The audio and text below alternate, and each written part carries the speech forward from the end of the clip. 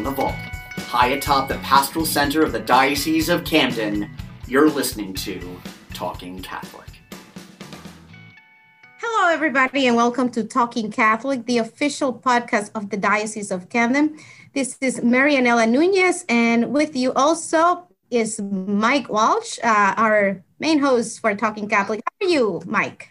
I don't know how I feel about being referred to as the main host. If I could figure out a way down, I know, but I think I'd like to downgrade myself to sidekick. You know, we now have we have that YouTube show with Star Martinez and Jose Rodriguez rather, and you know, when I developed that as a plan, I really did develop it as Star would be the host and Jose would be the sidekick, and he's been weaseling his way into co-hosting. And I'm like, sidekick is so much less pressure. So I think in the future, I'm going to make a show of where I'm just the sidekick. I show up for 2 minutes, and then I'm just out, make my jokes, and I leave.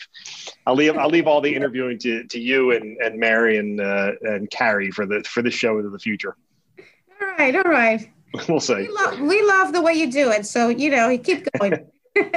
Well, this week, so when this podcast comes out, Catholic Schools Week will have officially started, which most of my life has always been one of my favorite weeks of the year, even from when I, many, many years ago, was a student in the Catholic school system. But what I always like about Catholic Schools Week is it gives us an opportunity, actually an encouragement to, not that we ever have a problem with this, but talking about Catholic schools just a little bit more. So for this episode, we made sure to earmark somebody special to talk about Catholic schools with us. And, we brought in one of our favorite of our cast of characters, your boss, but then you were able to bring in someone else to talk about a completely different aspect of Catholic schools that we don't always touch on. So Marianela, who's our guest today? So we have a very special guest today. Not that you're not Dr. Watson, but we are happy to have John Schoenig with us today. He is the Senior Director of Teacher Formation and Education Policy for the University of Notre Dame's Alliance for Catholic Education, ACE. Wow, that's a long name. In his role, he leads the ACE Teaching Fellows Program, which is the largest provider of Catholic school teaching talent in the United States. And its Program for Educational Access, PEA, which is an advocacy and leadership formation enterprise that basically helps and develop and implement policy that expands financial access to faith-based schools. In addition to that, he also serves as a faculty member and fellow at Notre Dame's Institute of Educational Initiatives, EIE. So welcome, John, to our show. It is a pleasure to have you here with us. Thanks a lot. It's great to be with you. And I am unaccustomed to hearing Bill referred to as Dr. Watson. So I'm going to... Yes, that's right. Dr. Watson, the Superintendent of Schools for the Diocese of Camden, is here with us as well. Bill, so good to see you and hear you. Yeah, it's great to be here and great to be with John. John and I go way back. We were both teaching fellows with the Alliance for Catholic Education right out of college, really.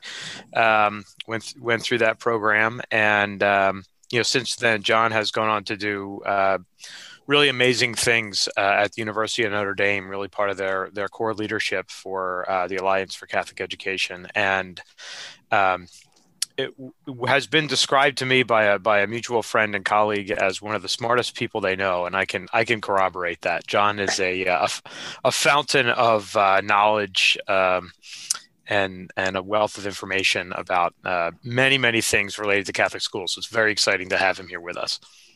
You need to meet more people. That's true. And I've also had a little personal connection with John. I met him through the Reforms Leaders Summit, which was an amazing experience so far. One of the best conferences I've been at. It was just an amazing experience. It was a sort of broken down in 3 parts. So I traveled 3 times around the country to learn about advocacy and sort of what school choice means for Catholic schools. So this is what our conversation is going to be about today. So it's exciting. So John, why don't you let us know? I mean, I know Marianela gave your bio, but so what is it that you're doing in your day-to-day life to support school choice?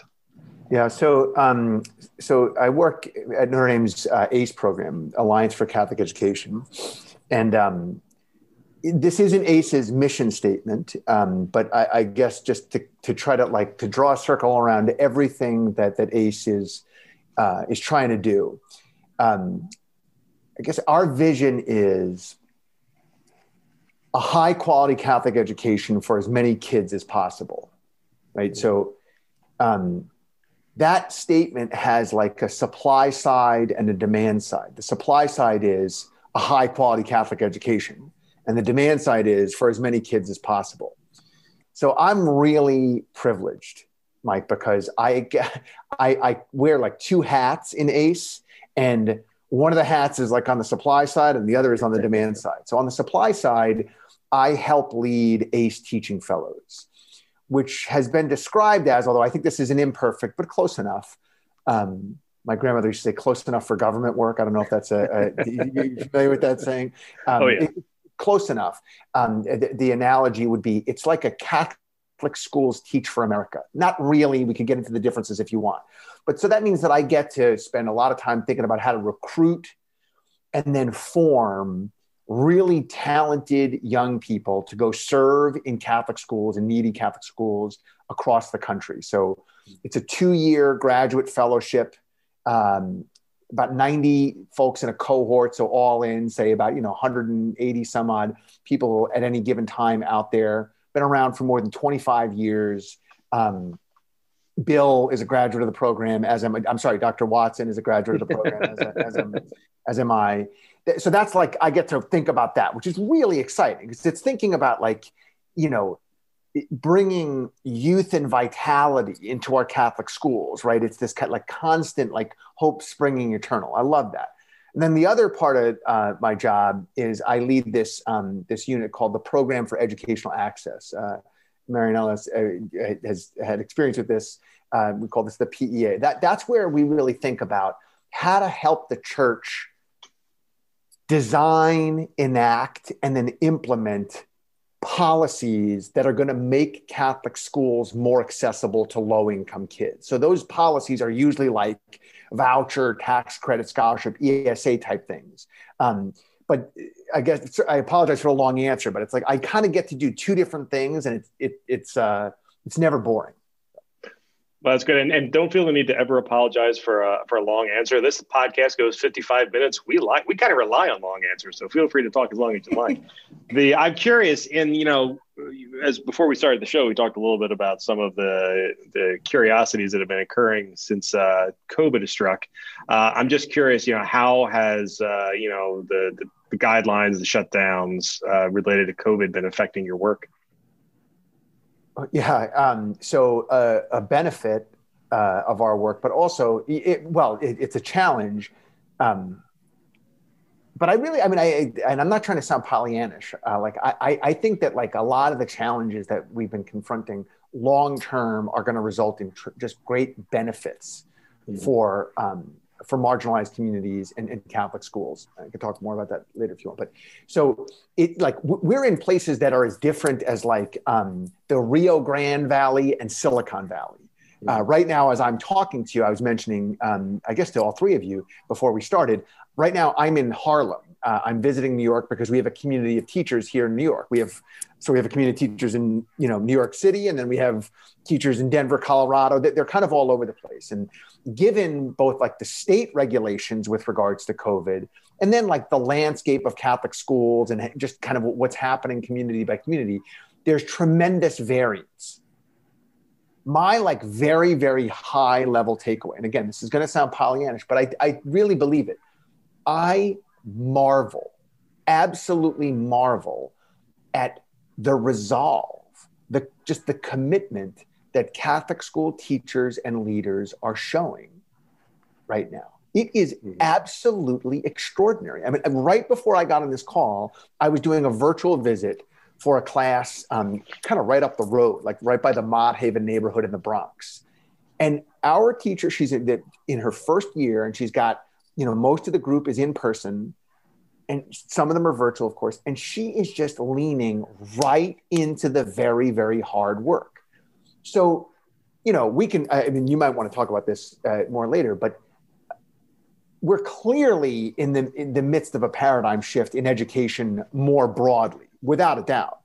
But right now, as we sit here on Wednesday afternoon, there's a lot of reasons to be grateful for the work that Catholic school teachers and leaders are doing. It's really quite remarkable. I'll just make one other point, if I may. On the policy side of my work, one of the projects that I've been able to get involved with is we regularly host informal strategy sessions with bishops and archbishops across the country. So in years past, the way that we would do this is we would gather, say, 24 or so, sometimes 36 bishops face to face, like in person in Washington, D.C., and just talk to them about their perspectives on revitalizing Catholic education. What is it that was most kind of like either troubling them or inspiring them? Of course, in the current milieu, that's not going to work. So we've been doing this virtually. And because we're doing it virtually, we actually get to meet with a lot more of them. So like we're kind of doing this in chunks of maybe 12 or so bishops, and we're going to do it for like as many of the bishops across the country as we can. And it has been so interesting to listen to these bishops. You can imagine all the things that they have to face in this moment with regards to COVID, how front and center schools are. And their first perspective on schools, by and large, is, boy, our leaders and our teachers are really, really kind of taking the brunt of this. And we want to find more ways to support them.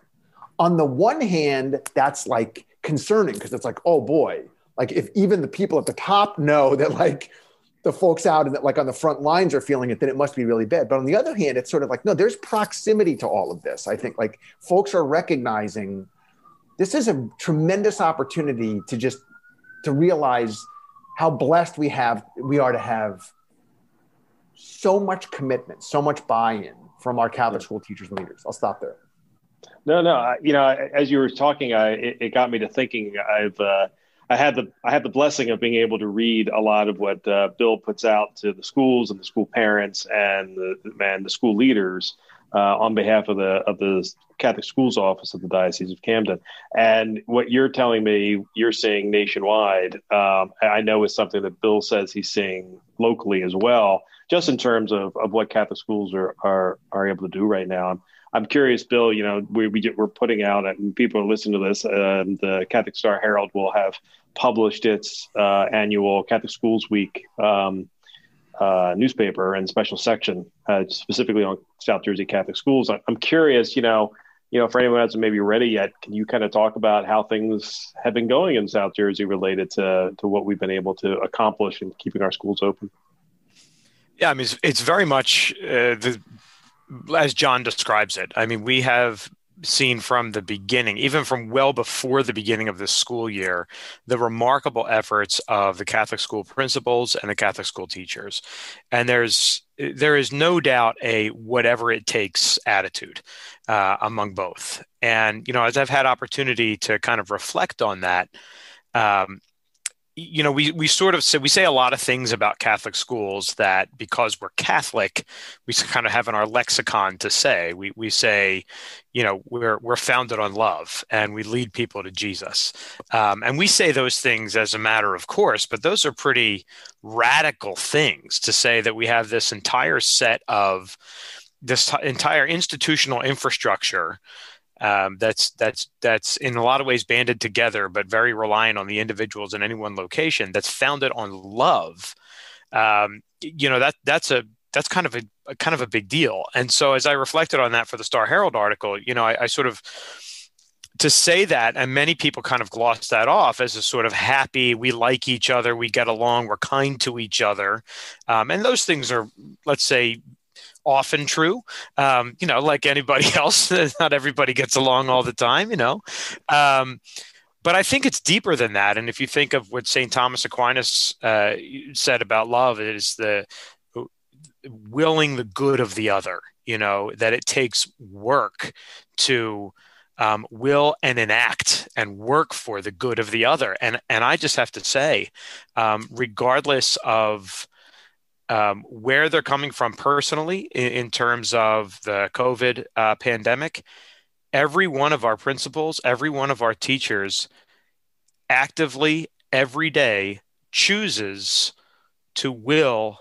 the good of the other and primarily the good of the students. And so that makes such a huge difference. So John talks about teachers who are sort of leaning into the idea of teaching simultaneously, online in a Zoom or a Google Meet kind of environment and in their classroom. That's really, try that sometime. That's really, really hard. And they're leaning into it, and it's difficult. And, maybe some days they don't feel like leaning into it, but they know almost as a matter of course, and I think sometimes we take this for granted, but we shouldn't, that they love the students in that authentic way in wanting what is good and best and right for them. And so they do it.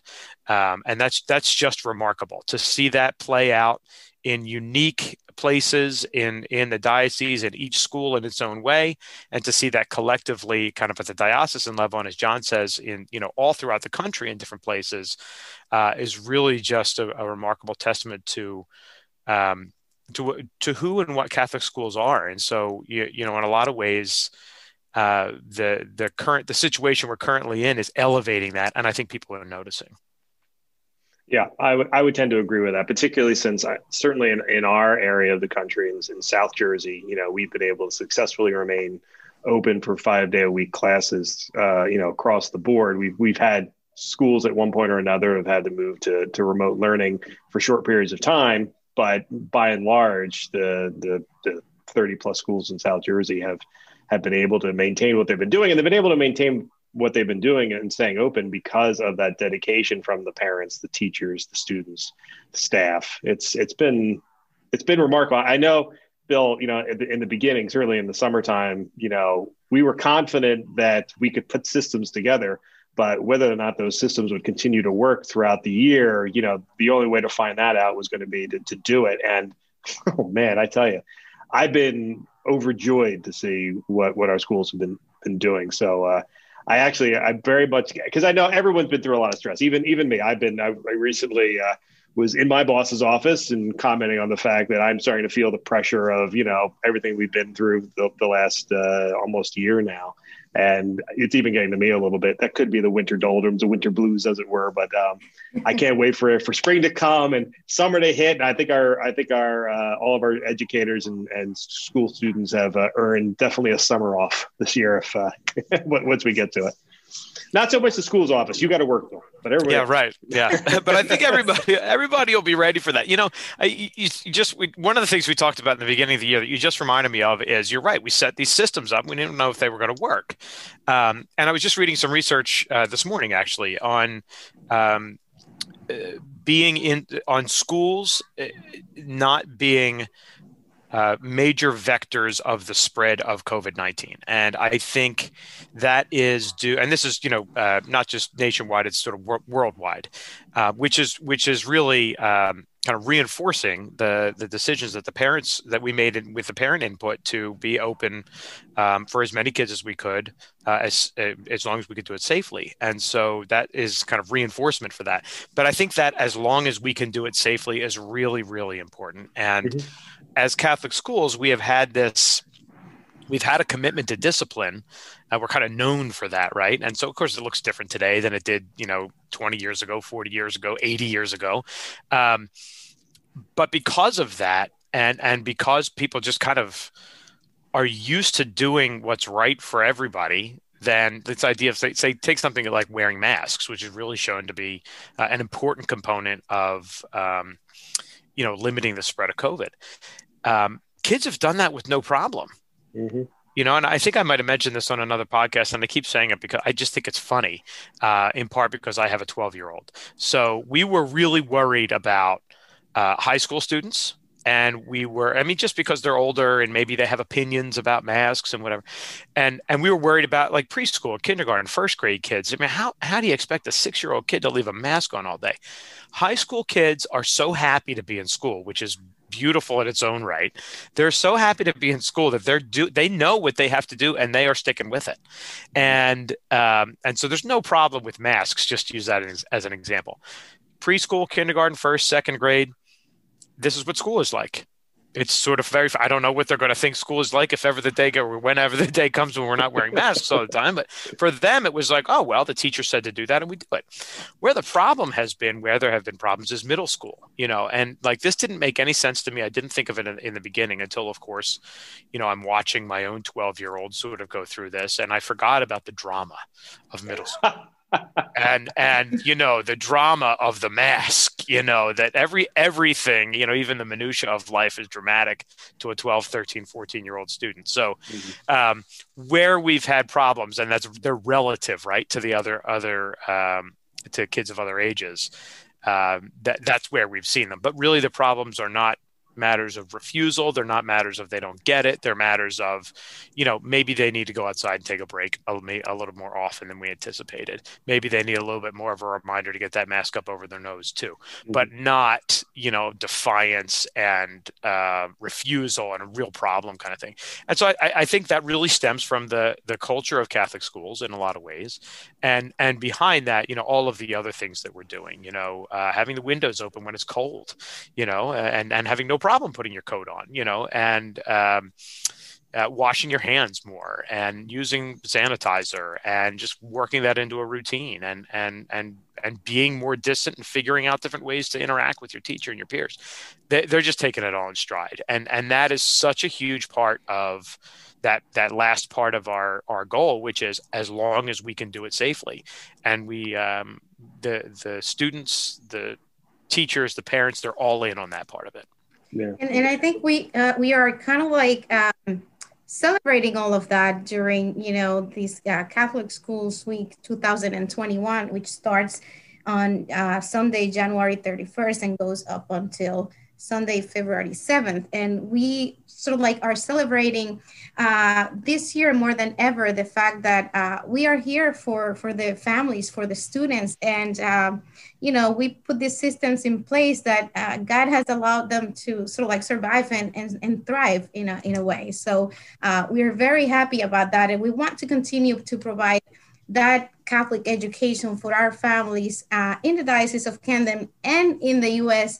As a whole as well. And I would like then, John, to talk to us a little bit about how is it that parents, how is it that, educators can support Catholic schools through, supporting policies and sort of like advocacy in their own ways to make sure that we continue to thrive for many years to come and that we continue to be available for the families.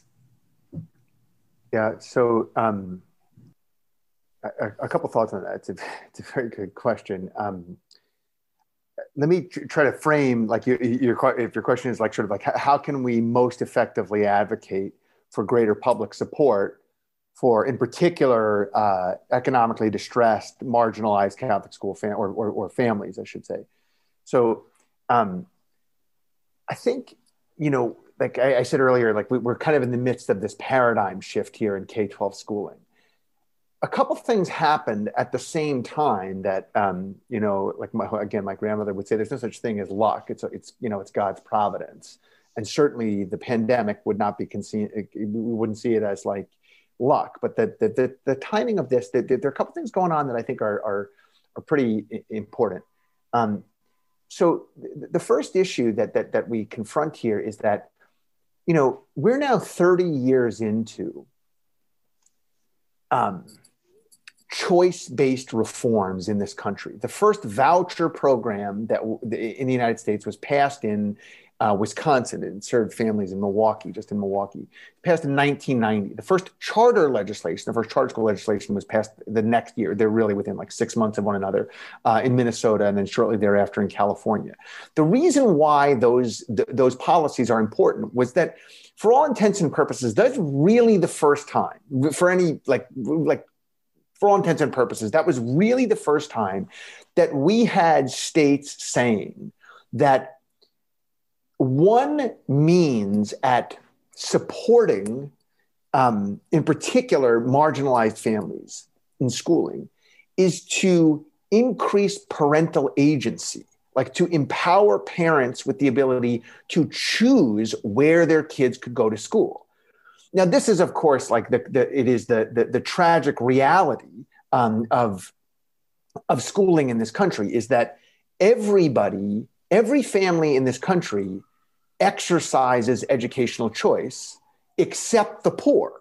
That's just the truth. I mean, the very wealthy can either send their kids to, very expensive private schools, or they're going to wind up living in neighborhoods where there are very good public schools, right?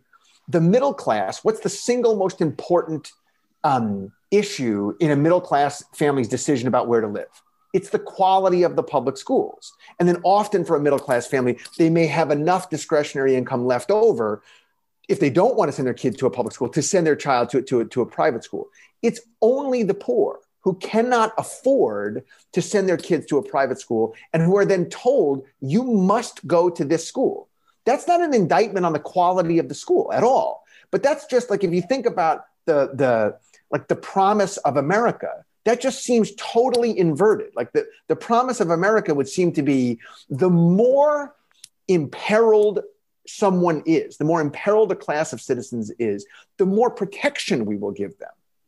But what we've done in education is the exact opposite. Because we fund by zip code, it essentially leads to these kind of tragic demographic realities. So that's why 1990 is important. What's happened over the course of the last 10 years is that we've seen a real rise in the number of programs, and I guess I should say the number of states that have programs where there's public funding that can flow to families who can then use that money to go to a Catholic school, right? So, take where I live in Indiana, there's public funding available for families to take, some portion of what would be spent on their child at a public school. They can use that money as a voucher, and they can say, I'd like to go to St. Adelbert's or to St. Joseph's or something like that, right? We're seeing more of that kind of policy. We're also seeing a rise in charter schools, although I suspect charter schools are going to be on the run in a lot of places in the United States in the next couple of years. So the way I often try to frame this historically, and I hope that I'm reading your facial expressions. I hope that I'm not I just want to level set here because I want to make sure that No, you're doing great. I appreciate it. So I want to make sure my answer is clear. So the reason why this is important is if you take, for example, go back 35, 40 years ago and think about the average low income family living in a place like Indianapolis, okay, or Phoenix, Arizona, or Milwaukee, Wisconsin. That family had very few options as to where to send their child to school. We can talk about the quality of the schools in a second, if you'd like, but they did not have much power. They did not have the ability to choose where their child was going to be educated. What's happened over the last 30 years, and in particular over the course of the last 10, is that those families now have more options, okay? So now there are 20, depending on how you define a school choice program, let's say that there are 27 states that have a publicly funded choice program. There are more than, let's say there are about 60 programs nationwide, well over 500,000. We're probably at 750,000, depending again how you define it, million kids enrolled in schools of their family's choice on public funding, right? So this is all good, but there are lots of places that don't have such policies, including your home state, including New Jersey, including the state I grew up in, the one I'm in right now, New York, including many, many other places. So your question is, what can we do? I think we've come to a very interesting point here. As a function, yes, in large measure of the pandemic and everything that families experienced over the course of the last few months, right? That they're just the reality that they were kind of taken out of school and families had to do the blocking and tackling of teaching. But I also think that it's awakened this, what good does it do for the communities that have been held down for so long to say to them, you can't have any choices as to where to send your school. Just as a baseline proposition, we're not going to give you real choice as regards to where your kids are going to go to school. I think we're going to see, maybe again, I might be being Pollyannish, but I think we're going to start to see a real push towards greater parental agency. So what can we do? What I think we can do is we can make it clear in our parishes, right? In all of the kind of informal communities within neighborhoods that matter most. So like worship communities like parishes and all sorts of other places and spaces where these communities live, learn, and grow. Can make it clear that there are folks in Trenton who are elected to serve their constituents. And if it is clear to them that their constituents really care about where and how their kids are educated, we can have a meaningful conversation. But I think in large measure, what's happened in many places is that we've just sort of taken that conversation off the table. We've just taken it off the table.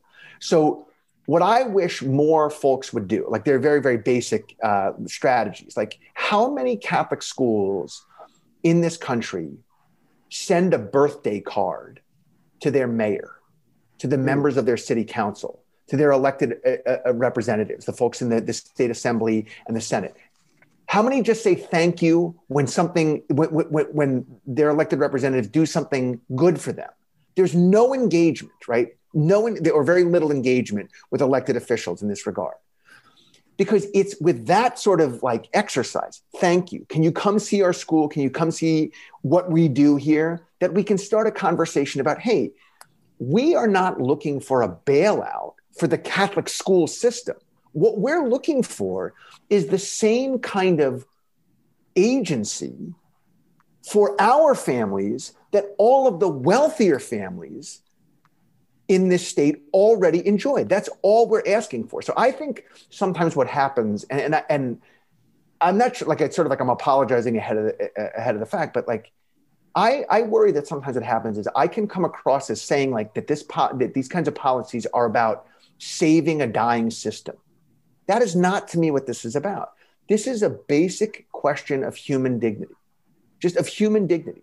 That like the poor are stripped of choices across the board every day. And if we were to say, like we were starting a new society and we were to say, there's one choice that the state could help like control for, we could give those who are most marginalized a greater ability to choose, it would probably be education and perhaps healthcare, right? But we do the exact opposite. We take off the table the ability to make choices. That's a fundamental question of human dignity to me. Now, once we answer that question, then there are all sorts of other issues we need to talk about with regards to how do we define school quality and, like how do you hold schools accountable, for sure.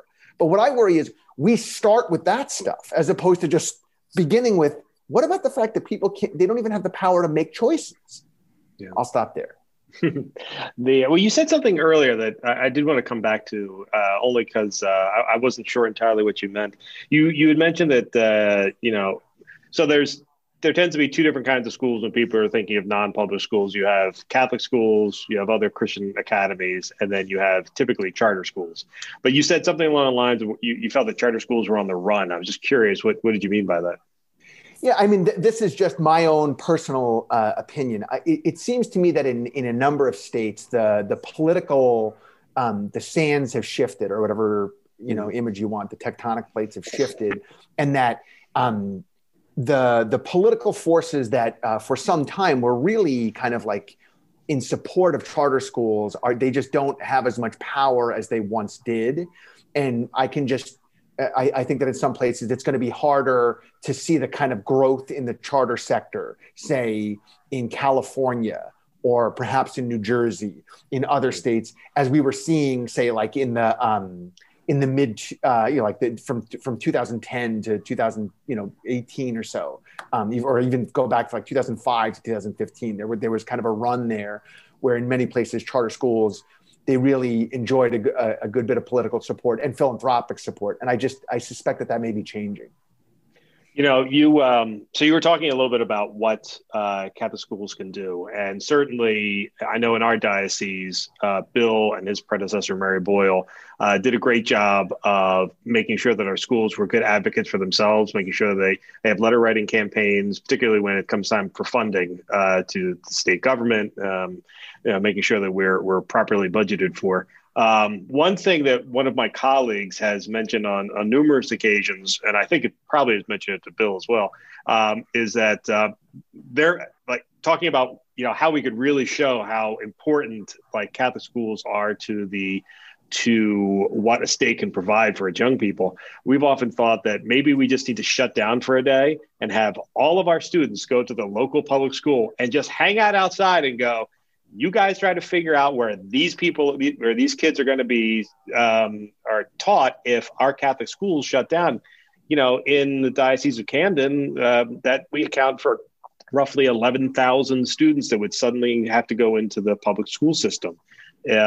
Statewide, Bill, do you recall off the top of your head how many Catholic school students there are in the state of New Jersey? More than 11,000, I could tell you that. We're about on par with Metuchen, Patterson, Trenton's a little bit bigger than we are, and of course the Archdiocese of Newark is much bigger. So, it's probably maybe as close to 100,000 students. That's a significant number, and certainly when in a lot of our urban areas, we have a lot of charter schools, and actually even in some of our rural areas, we're getting more charter schools in New Jersey. But I'm also now seeing a lot of charter schools closing down, particularly in the city of Philadelphia. I just saw one that was announced. So you get the impression that the education system hasn't really figured out, at least in our state and in this region, hasn't really figured out how to work as a cohesive unit yet. But, Bill, going back to something you had even said earlier, now, listen, I'm not saying that COVID has any benefits in any way, shape, or form, but if we can find small silver linings, we've shown that what Catholic schools we were able to provide things that public schools couldn't provide across the board to their student body, because what Catholic schools are capable of doing because of our size and because of our attention to discipline, we're able to open, school-wide diocesan-wide all of our schools. And you talked earlier about the benefits that had. I mean, just recently in Las Vegas, we had a situation. They've come to the conclusion they need to reopen simply because for the mental health of their students, they've noticed a spike in suicides, and they're correlating that with shutdowns related to COVID.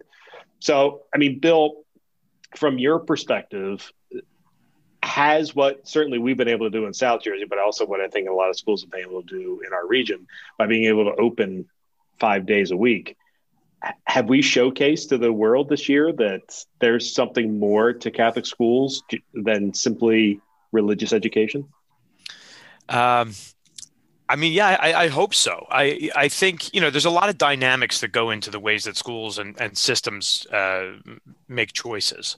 And one of the things that we've said and that surprises people sometimes is that, we kind of refer to ourselves in the Diocese of Camden as, South Jersey Catholic schools. And it sounds like we operate like a district, but really we have, 25 different districts or 30 different districts, and each school is its own district, right? So we're kind of like a confederation, right? So we provide guidance and guidelines and policy, but the individual schools are very nimble to be able to respond to the needs of their communities. And so that's really been to our favor. And we have seen this year schools that never had waiting lists before do now. Some schools have seen an increase in their enrollment because parents have recognized how important it is for their kids to be in school. And we said the same thing, that it's a very Catholic thing to do, I think, to be open and available and accessible to those who need us. And I want to talk to that in John's point about choice in that way. But I do want to make a point first about families. We are the family is very important to the Catholic Church. And so it didn't surprise us really that the parents came to us and said, please, if you can have schools open, please do. Not only do we think that's best for our kids academically, but we think that's best for our family. I mean, our family has needs. The parents have to be at work. They're not teachers. John said families were doing the blocking and tackling of teaching and education, and the families were suffering. And so it's a service to the family to be able to be open. And again, I think that goes back to who we are, and it's coming through in a very pronounced kind of way. I just also want to sort of comment on something that John said about arguing for supporting choice for the poorest families, or just the poor people who don't have choice, who are financially precluded from being in a private school, because that's what choice really means in a lot of ways in our country, is that you can pay to go somewhere else. That's a very Catholic thing. So from a fundamental standpoint, we're talking about the preferential option for the poor here. We're talking about recognizing how important a good education is for everybody. And so when we talk about things that individuals can do to support Catholic schools and to support Catholic school choice, I think some of it is to just kind of, reflect on and consider, well, what is a Catholic school? Because I think for some people, a Catholic school, especially for those who aren't in them, to be very honest, but a few who are, a Catholic school can feel like an elite academy. It's something for the privileged. It's a place where you go that's better than the other options. And I don't like. I mean, I prefer not to see it that way. I prefer to focus on who we are, and if that is a contrast to other types of schools, then that sets us apart, as I hope we've been able to talk about here a little bit. But I think also for people to begin to think about Catholic schools as opportunities, as places of inclusion, as places that welcome and our doors are open, places that reach out to the peripheries, so to speak, the way the church can. I mean, schools are instruments of the church. And yes, we are, the gospel is available to everyone, and it's our responsibility to preach it, and we can do that in schools.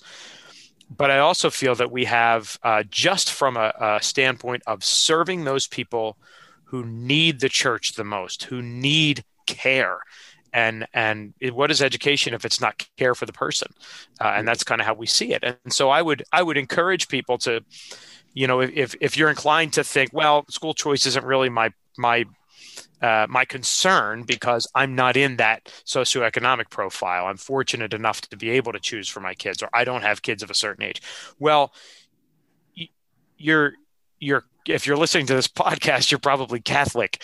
And so you're Catholic, and it is your responsibility. It's all of our responsibility to look out for those who are most marginalized among us. And Catholic schools, giving access, helping people, the marginalized, the poor, to have access to Catholic schools is a huge service, and a huge act of love that we as a church can make together. So that's a little more subtle, that sort of like change your mindset kind of thing, but really think about it. Really think about Catholic schools, not so much as a place where you pay to get a service, but really a place where the church is alive and thriving. And why wouldn't we want everyone to have access to that? Yeah. And it would be like good to get some words from John about why are we here as Catholics talking about school choice, and why is it so important that people understand that especially families, that they have power in terms of the things that they would like to see accomplished, especially when it comes to providing the best education that they can provide to their children. And if that means Catholic schools, then how can how can they move the needle a little bit forward in terms of making sure that these things happen, or pushing for them? In New Jersey has been tough, and this, and how do we change that dynamic a little bit? Sure. So let's see, 3 points about this. I'll start with just like a very general, like a kind of just a mindset position.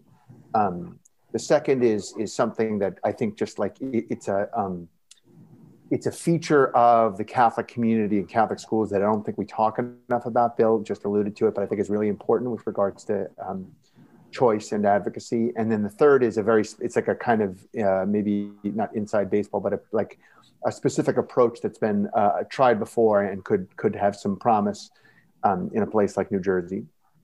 So just first with regards to like just a mindset position, having grown up in New York and done some work in New Jersey, I am familiar with, I don't want to say the corruption, but like the kind of just the degrees of entrenchment and the complexity that is characteristic of politics and just policy making in your home state. It's endemic. I mean, it's endemic, like sort of in politics in general, but I know in places like my home state and yours, it's very, very, very challenging. But there's one thing that's for sure, and that is, there's a saying, if you are not at the table, then you are on the menu. And I think that what has happened for a very, very long time with regards to public policy that would benefit Catholic school families and just like the Catholic community is that we have in general just been reluctant to engage because policy making and advocacy is kind of ugly and it can get sometimes it can be a full contact sport. And so we've sat out at times, and I think that has resulted to our disadvantage. I mean, the disadvantage in particular of low-income families and racial minority communities. And that to me is highly problematic. I mean, I think that if you look at those who have like benefited in education policy over the course of the last 20 or 30 years, it's those who have been willing to sit there at the table and to make the difficult decisions and the compromises and those sorts of things. So that's the first point. The second point is something that Bill alluded to, and I don't mean to be so like philosophical, but I do think this is something that we've sort of lost. I think by most reasonable measures, the Catholic school sector responded better in the immediate wake of COVID than any other sector in K-12 schooling, at least as well as any other sector. And just in terms of like its response, its outreach, its ability to pivot quickly and effectively. Yeah, there were many mistakes made for sure. But, people are like, well, why is that? Bill, you kind of alluded to this, right? The Catholic schools don't really have a system, right? We're nimbler, right? The term that people, I think, that's like core to our faith, that I think played to our advantage and continues to play to our advantage in that moment was subsidiarity, right? This subsidiarity is this idea that you want to keep power as close as possible to the action, right? Subsidiarity has really kind of, it's come to our great benefit, like perhaps in comparison to like larger public school districts. And I mean, no disrespect to them, but just in the ability to make decisions fast and kind of, get out there and do the work. But I think that subsidiarity, it also reveals something else about Catholic schools. And I've been thinking for a while, like somebody should really write something about this. So in 2012, a man named Nassim Taleb, who had written a book called The Black Swan. Nassim Taleb wrote published a really great book called Anti-Fragile. And Taleb's like fundamental point in Anti-Fragile was, we kind of misunderstand how like kind of what can happen in a moment of great disorder. So we tend to think that the opposite of fragility, we would say, well, the opposite of fragility is maybe anti-fragility, but the way we think about anti-fragility isn't actually true. So like, I'm here in my in-laws apartment. There's probably a vase somewhere around here. Right? If I were to knock the vase on the floor, it would break. That's fragile, right? Now, if instead it was like a steel bowl and I knocked it over, say, okay, well, that's not fragile. That's anti-fragile. No, it's not. It's actually just sort of robust, right? Like some disorder comes, I knock it over. It just doesn't break. The opposite of fragile would be if when I knocked it over, somehow it got even stronger, right? Mm-hmm. So like an example of an anti-fragile system is actually the human immune system. in some ways, right? That like we get stronger the more we are exposed to certain things, right? Like that's kind of, in general, that's kind of how it works. In antiquity, and Taleb uses this example, in antiquity, a fragile system would be like the sword of Damocles, right? Like if the horsehair breaks, the sword's going to fall. A robust system would be like the phoenix, right? The phoenix burns to the ground. What comes back? Another phoenix. That's it, right? It's just the same thing. An anti-fragile system is the hydra, right? You cut the head off, two more grow back. I think that what we're seeing in many regards in Catholic education is that Catholic schools are actually anti-fragile because they're starting to pivot to things that when we, God willing, get out of a COVID world, I don't think Catholic schools are going to say, okay, just go back to the way it was. That they're going to be willing to take what they've learned and get even better. And that matters a great deal to your question about what can we do. It matters a great deal because I don't think schooling is ever going to look the same anyway. Parents aren't going to expect the same things, regardless of whether we're in the midst of a pandemic. So that's my second point. My third is with regards to like, okay, well, what could this look like? In a place like New Jersey, it's going to be very different than it would be in many, like say my home state, with regards to the specific sorts of policies that you can advocate for. They're just political forces that would be opposed to publicly funded private school choice that are much stronger than they are in other places. So one approach that's been used before, never to full success, but still to some success, is something like a tri-sector tax credit, where what you can do is try to build a coalition with the charter school sector as well as with the public school sector, and find a way to say, could we create one larger policy that will benefit public school, say, teachers, the charter sector, and provide some tuition support for low-income families? Apologies for the long answer. No. That was perfect. That's perfect. perfect. We have a couple of minutes now that we're wrapping up, but you said something at the very beginning. I just wanted to come back to. You were talking about supply and demand, and I'm just curious in your works, how is supply and demand going? Well, so we're in a really privileged position in ACE. We just it's so heartening to see how many people are eager to do something like teach for a couple of years in a Catholic school. So it's never going to be easy, and it's getting increasingly hard to recruit young people to do this, but like we're having some success, and we want more and more young people to do it. So in terms of like the supply of talent, it's an uphill battle, but we're up for it. We like it. With regards to demand, I think it's going to be tough to pass new choice programs in the next couple of years, but there are a couple of states where there's an opportunity, and I'm excited about it, but it's going to be like pretty targeted, like in just a handful of states where we can do this. We'll see where we're at in 2022. I think then based on elections, things may change. Yeah. I've been some folks in my role as communications director. I have to deal with folks all across the political spectrum, and some people who are very happy with how this last election went, and some people who are very sad about how this last election went. And for the folks who were sad about it because they had policy concerns, I explained to them, we've been down this road before. We've worked with political groups who don't necessarily share our perspective on, in this case, how Catholic schools should be funded and encouraged in their communities. It just means that we have to go back to advocacy. We were in a position before where we didn't have as we had someone, particularly in the federal government, that was more open to the voucher system and supporting Catholic schools like that. Now we don't. That just means we need to become, 8 years ago, we got really good at advocating for Catholic schools, and we're going to have to go back to that again. But the difference is, I think, John, what you were saying, we have a lot more quivers a lot more arrows in our quiver, rather, simply because of how successful we've been this year. Bill, I told you in last summer that I think that there's going to be one heck of a white paper in this for this year as soon as we bring it to a close. So while everyone else will be allowed to relax come June, I have you doing some academic work. So I hope you will be prepared for that. I'll be ready for it. And John, don't be surprised if we reach out to you to be a co-author. Anything for Dr. Watson. All right. The data is there. That's it keeps adding up. So, Marianela, thank you very much for putting this together today. And Bill and John, thank you very much for joining us today.